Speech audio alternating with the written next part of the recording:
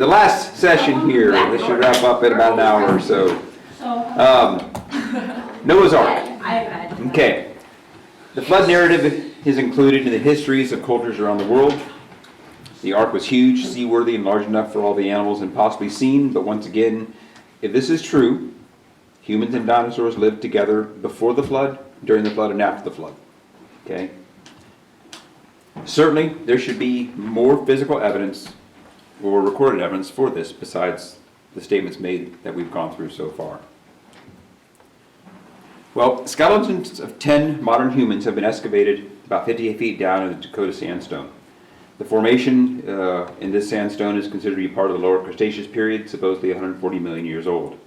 It is the same formation that is found at Dinosaur National Monument.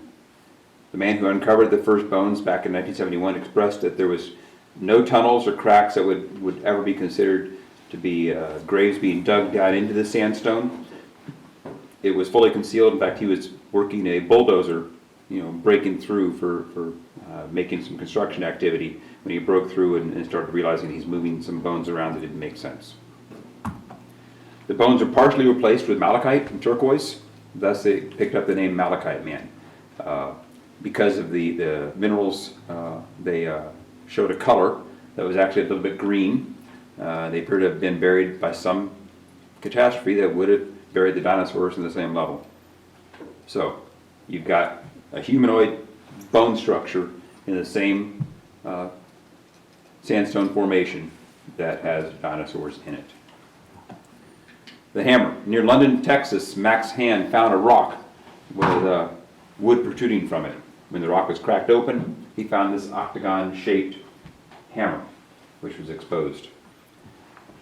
The wood handle is partially petrified with quartz and calcite crystalline inclusions. And tests performed by Patel Laboratories for the hammer material itself showed it's a 96% iron, 2.6% chlorine, and 0.74% sulfur. No carbon, so it's a non-carbon steel. The density testing indicates that the casting is of exceptional quality.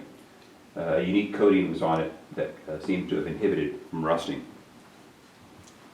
This formation, once again, near London, is part of the lower Cretaceous Edwards Plateau, which evolutionists tell you would be about 140 million years ago. And it had a human tool at the same level. Handprint here, this fossil, which corresponds perfectly to a human handprint, shows astonishing details. Even the thumbnail can be seen on the thumb handprint. It was designated as Middle Cretaceous, supposedly 110 million years old, contemporary with dinosaurs. Paluxy River. 3 trails of dinosaur tracks have been exposed in the Paluxy River bed near Glen Rose, Texas, by geologist Dr. Ron Patterson. This was about 50 years ago. The primary trail consists of 136 consecutive tracks extending over 400 feet. The prints are deep and incredibly detailed. The leading authorities at the time acknowledged that this is the finest display of dinosaur tracks in the world. The primary trail is finally obscured at the upper end by erosion for a distance of about 30 feet and then picks up again with another 21 tracks after that, making the total count 157 tracks extending over 500 feet long. A second trail crosses over that with 20 consecutive tracks, and then a third trail of 12 has also been seen. Then there's a fourth trail that may be human tracks.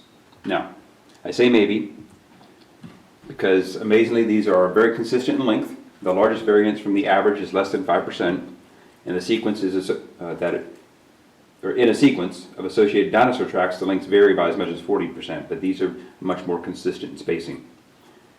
Individual toes could be discerned at that point in time in 7 of the 14 tracks. Left-right distinctions worked out perfectly well, or can be made in 12 of the 14 track sets.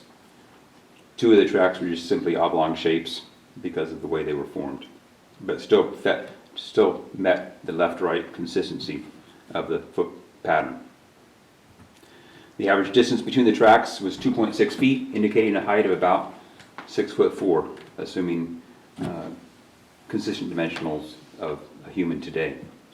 Actual distance begins at about 2.5 feet and does change a little bit, or it declines up to footprint 3B, which appears to be a standing track, and then it appears to pick up again The heel of the next print is not as far ahead as the toes of 3B, and from that point they lengthen again as if he was starting to run. Now, these observations were made 50 years ago. And I'll be the first to say that these observations at the time are still just humans observing available data. Observations, that's what they are. And even though you get a team together and you evaluate them and you come up with a conclusion, there's a chance that that conclusion is wrong. These were from 50 years ago in a riverbed. The river is still flowing. They didn't block off the river to stop it. So continued erosion has occurred. People have gone back there to try to address the argument, and unfortunately most of the tracks are no longer found. You can't find them anymore. They've been eroded away because the initial amount of erosion that cleared off the sediment above them is now gone because people went in once it was first found and blocked the river and excavated to the point where they got down to them, and then once the river started flowing again, now you're obviously flowing right on the bare limestone with the prints in them, and they wore away. How would you get tracks like that to fossilize in the first place? Because the limestone that would make an impression, and then it was solid enough that sediment then settled into it. The sediment was a different material compounding that didn't mesh with the original limestone mud that became a rock, and because of that, the pattern was maintained. Just like concrete, you put your hand in concrete and you pull it out, it's going to keep a form. You fill in the hole, even if it's a little bit soft, but you fill sediment into it, it'll keep its shape until it fully becomes a rock again. Additional erosion has actually transformed many of these tracks to resemble dinosaur tracks, and this is a strange thing. No indication of fraud, okay? So creationists aren't going to claim that somebody has now gone in there and falsified these to look like dinosaur tracks, but these are two of the tracks that, after additional erosion, they seem to see some discoloration that would make you think this could have been a three-toed dinosaur track. Now, the thing is, it's not an impression, it's a discoloration. What caused the discoloration? Most conservative organizations are not going to go in and try and claim that somebody's gone in and doctored these. It's just not worthy of the argument. But because of that, several of the major Christian organizations have decided to no longer list this as an evidence, such as Creation Research Institute, Answers in Genesis, no longer tout this as evidence for humans and dinosaurs together. But it's still out there to be considered, because 50 years ago, those discolorations didn't exist. Tales of dinosaurs. Obviously, we can go back to the Bible. Job 40:15-24 just says, "Look at the behemoth, which I made along with you, and which feeds on grass like an ox. What strength he has in his loins, what power in the muscles of his belly. His tail sways like a cedar. The sinews of his thighs are close knit. His bones are tubes of bronze, his limbs are like rods of iron. He ranks first among the works of God. Yet his maker can approach him with his sword. The hills bring him their produce, and all the wild animals play nearby. Under the lotus plants he lies, hidden among the reeds in the marsh. The lotuses conceal him in their shadow. The poplars by the stream surround him. When the river rages, he is not alarmed. He is secure. Though the Jordan should surge against his mouth, can anyone capture him by the eyes or trap him and pierce his nose?" What is this describing? NIV says in the NIV study notes, probably an elephant. His tail sways like a cedar. I don't see an elephant's tail being described as a cedar tree. Obviously, the behemoth really is something more like a standard sauropod. Leviathan is described in Job 41:1-34. Pull out some highlights. It's a long description. Can you pull in the Leviathan with a fish hook, or tie down his tongue with a rope? If you lay a hand on him, will you remember the struggle and never do it? You will remember the struggle and never do it again. Any hope of subduing him is false. The mere sight of him is overpowering. Who can strip off his outer coat? Who dares open the doors of his mouth, ringed with fearsome teeth? His back has rows of shields, tightly sealed together. His snorting throws out flashes of light. His eyes are like rays of dawn. Firebrands stream from his mouth. Sparks of fire shoot out. Smoke pours from his nostrils as from a boiling pot over fire of reeds. His breath seals coals ablaze. The flames dart from his mouth. Strength resides in his neck. Dismay goes before him. His chest is hard as a rock. The sword that reaches him has no effect, nor does the spear or the dart or the javelin. Nothing on earth is his equal. What is this? Seagoing style sauropod. That's the best description. The questioning things is things like fire. Did that really potentially happen? Well, we'll get to that. In the Old Testament, the Hebrew root word tan is either masculine tannin for female, or which is typical, or feminine tanat, which is used once. It's used over 20 times in Deuteronomy, Job, Psalm, Isaiah, Jeremiah, Malachi, and Nehemiah. The NIV translates the word monster 6 times, jackals 19 times, serpent 16 times, while the King James translates it dragon. So which is correct? Dragon or monster, jackal or serpent? Well, here's a couple of the examples. In Psalm 74, Thou didst divide the sea by thy strength. Thou breakest the heads of the dragon in the waters. Thou breakest the head of Leviathan in pieces, and gavest him to be meat to the people inhabiting the wilderness. Isaiah 27. In that day the Lord with his sore and great and strong sword shall punish Leviathan, the piercing serpent, even Leviathan, that crooked serpent, and he shall slay the dragon that is in the sea. What about Leviathan's flaming breath? Well, what about flying light bulbs? Obviously fireflies. What about beetles that can shoot explosive gases at their enemies, which is the bombardier beetle? What about creatures that can produce an electric shock? The electric eel.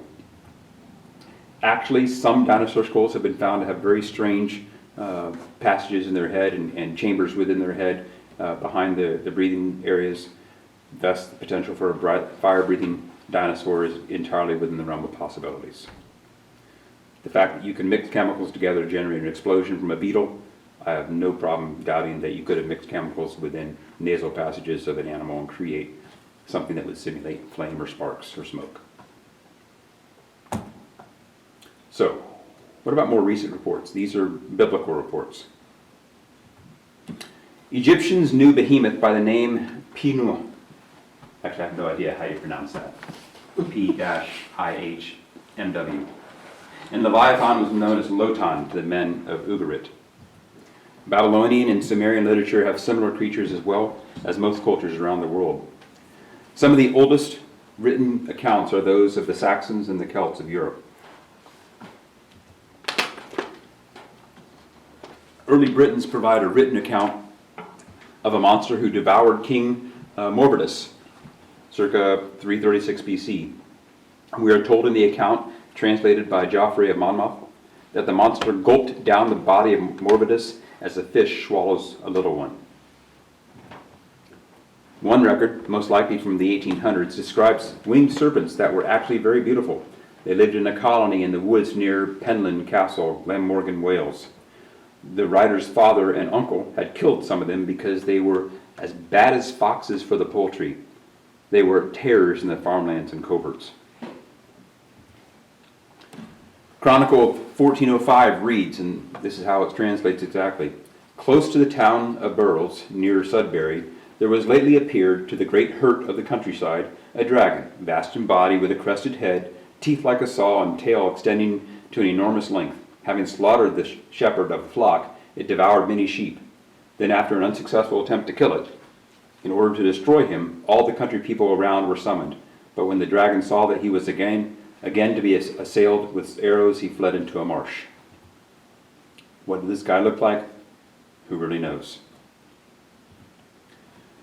There's another one from Suffolk. On Friday the 26th of September in the year of our Lord 1449, about the hour of Vespers. Now, if you're creating a story that's myth or legend, you don't use terms as just every day as this to come up with it. You wouldn't say it, the hour of vespers. Two terrible dragons were seen fighting for about the space of an hour on two hills, of which one in Suffolk is called Caedendon Hill, and the other in Essex, Blackdon Hill. One was black in color, the other reddish and spotted. After a long conflict, the reddish one obtained the victory over the black, which done, both returned to the hills above named, whence they had come, and is to say, each to his own place, to the admiration of many beholding them. In Westington Church, which is right there in the area between Burrs and Nayland, there's this image painted on the wall. Once again, Wissington is just outside of Sudbury in Suffolk. Image of a dragon or dinosaur. April 26, 1890, an article appeared in the Tombstone Epitaph, Tombstone, Arizona. They saw an enormous flying creature gliding through the air, feet extended, preparing to land. It had huge wings, a long, slim body with great claws on its feet, and on the front of its wings.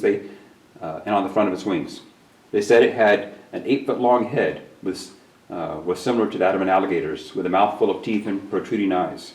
They killed it and cut off a portion of its wing as a trophy, and they said it had a smooth, tough membrane like a bat's. And there's the actual portion of the article. You can actually go and read the entire article as it was actually seen in the Tombstone Epitaph. These guys most likely killed a pterodon. Where's the piece of the wing then? Well, the assumption is that it probably is fully deteriorated. They didn't do anything to preserve it. These were just cowboys, back from 1890. Flesh is going to deteriorate unless you do something to it. So there's been no comment that it was ever been found since then. According to the caption of the original sepia shot from the 1960s Believe It or Not book, Ripley's Believe It or Not stuff, this picture was posted in that book in the 60s. Okay, the book says that this pterodon was shot down by soldiers during the American Civil War in 1864 near the city of Vicksburg. Okay, you've probably also seen, if you ever looked into something like this, you do a Google search, and you'll get people professing that this is a hoax. Okay, but this skeleton, or this bird, we have skeletons now that we've gathered together really in the 1900s. And you can look closely at their animal and compare it to the skeletons, and you can see it's a male pterodon, and it's male because the females didn't have the longer spike in the back of the head. Okay, its eye is actually open in the picture. Okay, and this cavity here matches exactly with the actual cavities that exist in the dinosaurs. These skeletons were not on record and shown to anybody until the 1900s. So this was a picture generated in 1860s, Civil War time period. If it came from that, it was not a hoax recreation. Okay? And so the skeleton they have here on display shows that they match. Now, although bones of the pterodon were first discovered in the 1860s, it was not until after the turn of the century that they had been assembled to a complete picture of the animal. Its bones are hollow and thin-walled, and therefore they're usually crushed in the fossil record. Also, skeletons were generally incomplete. The model shown in that museum was actually built from bones from several specimens in order to reconstruct it, as noted by berkeley.edu. Here's the fake example. Looks very similar, yellowed sepia. But the problem is this one, an American film and TV production company called Haxon, claims to have staged this second shot. And it's a fake pterosaur for their TV series Freaky Links, a program on mystery and paranormal themes for Fox TV back in 2001. So on the Freaky Links website, they feature the Civil War pterodactyl page, which happens to snag 70% of the Google searches. So that people looking to try to find out if this was real will get snagged by the one that is a documented hoax and think that that's what people are talking about. Okay? So it was done specifically. In fact, the title of the episode is Try to Coelacanth This. directly relating to the fact that the coelacanth really is a still living fish. This was a deliberate attempt to discredit the original photograph. So, you have to assume that searchers would see it and think that it was a false claim. Some other images seem potentially authentic. The images in this picture do have the same features that was mentioned in the other one. No documentation really exists on this one, or this one, or this one. This one, you can find the actual photo it was most likely photoshopped from. This one's flying over a river in, I think, in Egypt.